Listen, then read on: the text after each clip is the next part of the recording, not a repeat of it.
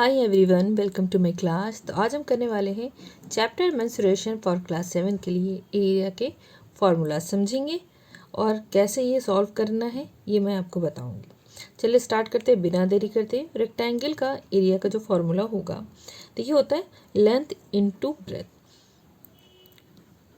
Length into breadth. ठीक है, ये फॉर्मूला है क्योंकि इसके पास एक लेंथ है और एक ब्रेथ है। ठीक है, अगर इन केस कभी आपके पास डायगोनल जैसे ये AC है या BD है, ये डायगोनल्स दे रखे हो, लेंथ और ब्रेथ दे रखे हो, तब एरिया कैसे निकालेंगे? तो उसका भी एक फॉर्मूला है। देखिए यहाँ पे करेंगे AC स्क्वायर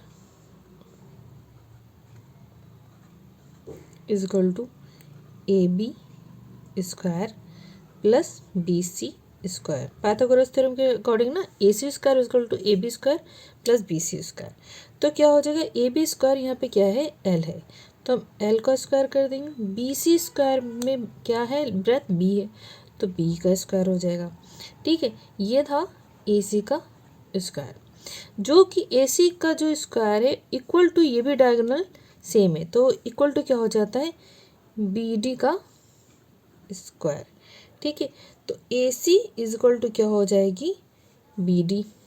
देखिए diagonal AC is equal to क्या है, डायगोनल BD, जैसा कि मैंने बताया।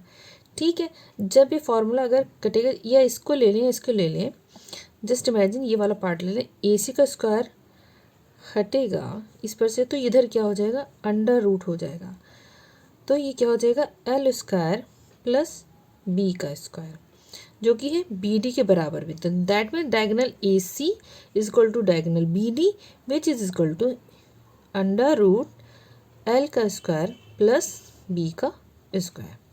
ठीक है, आई होप आप समझ गए होंगे। चाहे AC लिखेंगे तो BD का स्क्वायर भी चेंज होगा, तो वो इज इक्वल टू BD भी हो जाएगा। तो that means diagonal AC is equal to diagonal BD। तो समटाइम जब आपको डायगोनल्स दे रहे होंगे तो AC या BD कोई भी तरफ का, तो आपको इस तरह से L square under root L square B square. ठीक है, अब सेकेंड है हमारे पास स्क्वायर। स्क्वायर क्या होता है, जिसकी सारी साइड्स इक्वल होती हैं, जिसके लिए हम S या समटाइम्स A का भी, A से भी डोनेट करते हैं, बुक्स में दे रखा है। तो इसका होता है लेंथ इंटू ब्रेथ होगा। देखिए एरिया, लेकिन ये जाहिर सी बात है ये है एक स्क्वायर जिसकी साइड और लेंथ और ब्रेथ एक ही होता है, इसलिए होता है ये साइड स्क्वायर। साइड स्क्वायर सम S स्क्वायर भी लिख सकते, और कुछ बुक्स में साइड को A स्क्वायर भी लिखा जाता है, तो इसमें बिल्कुल कंफ्यूज ना हो। अब देखिए इसमें भी AC इज इक्वल टू हो जाएगा ये वाला BD। ठीक है, डायगोनल्स देखिए AC is equal to BD। ठीक है, विच इज इक्वल टू हो जाएगा S अंडर रूट 2। ठीक है, हाँ अगर हम डायगोनल और फार्मूला का, तो आप बच्चे नहीं समझ पा रहे हैं, देखिए फार्मूला ही है, लेकिन ये S अंडर रूट 2 कैसा है, इसको मैं एक्सप्लेन कर देती हूँ, बच्चे कंफ्यूज ना होइएगा। देखिए AC स्क्वायर एज डायगोनल मैंने चूज करा, आप BD स्क्वायर भी ले सकते हैं। ठीक है, इक्वल टू क्या हो जाएगा, जैसे प्रीवियस मैंने भी बताया रेक्टेंगल में AB का स्क्वायर प्लस BC का स्क्वायर।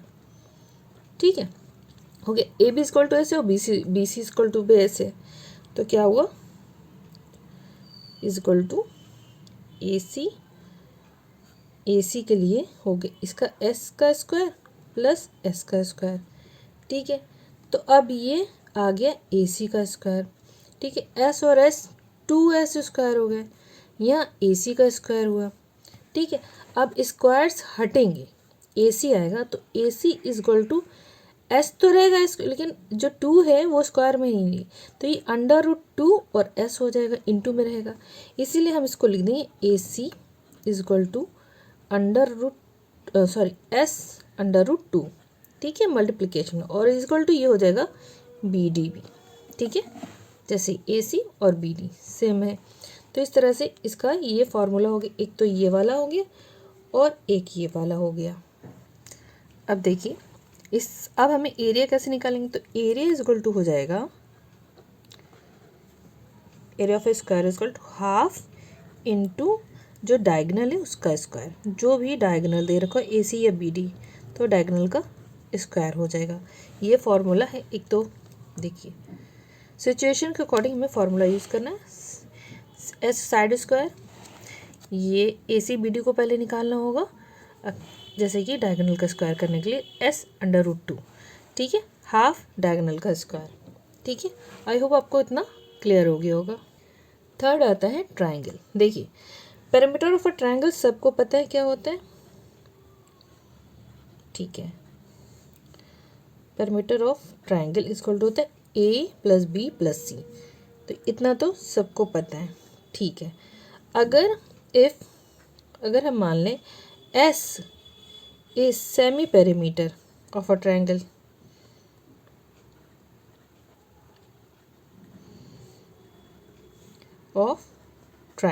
ठीक है, तो क्या हो जाएगा 2S, then 2S equal to हो जाएगा A + B + C, क्योंकि सेमी पेरीमीटर हाफ पेरीमीटर हो गया, ठीक है। 2S equal to A + B, तो S इक्वल टू हो जाएगा A + B + C अपॉन क्या हो जाएगा 2 हो जाएगा, ठीक है।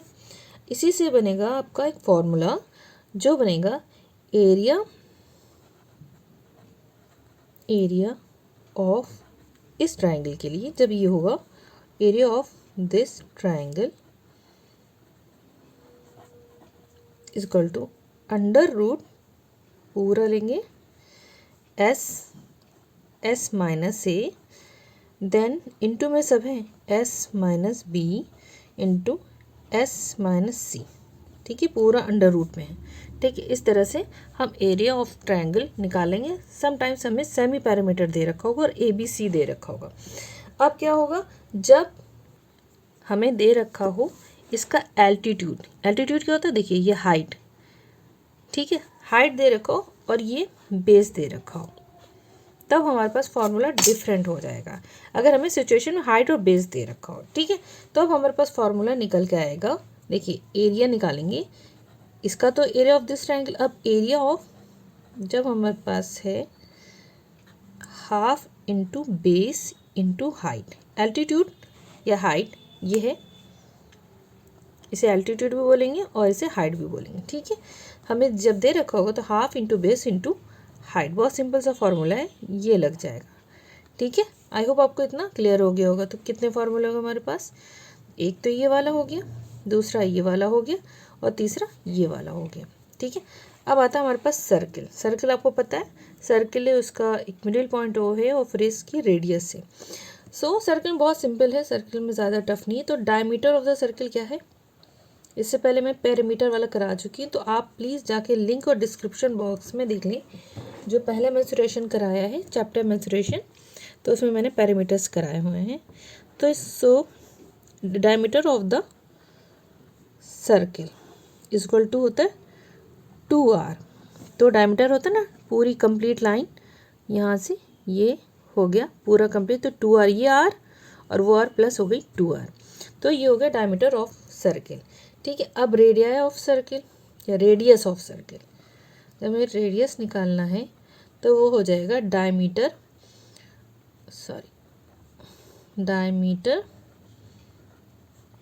Upon 2, which is equal to D/2 भी हम लोग लिख सकते हैं। D stands for diameter and R stand for radius, ठीक है। अब हमें निकालना है इसका एरिया, ठीक है। एरिया हमारे लिए होता है area of a circle equal to πr², ठीक है।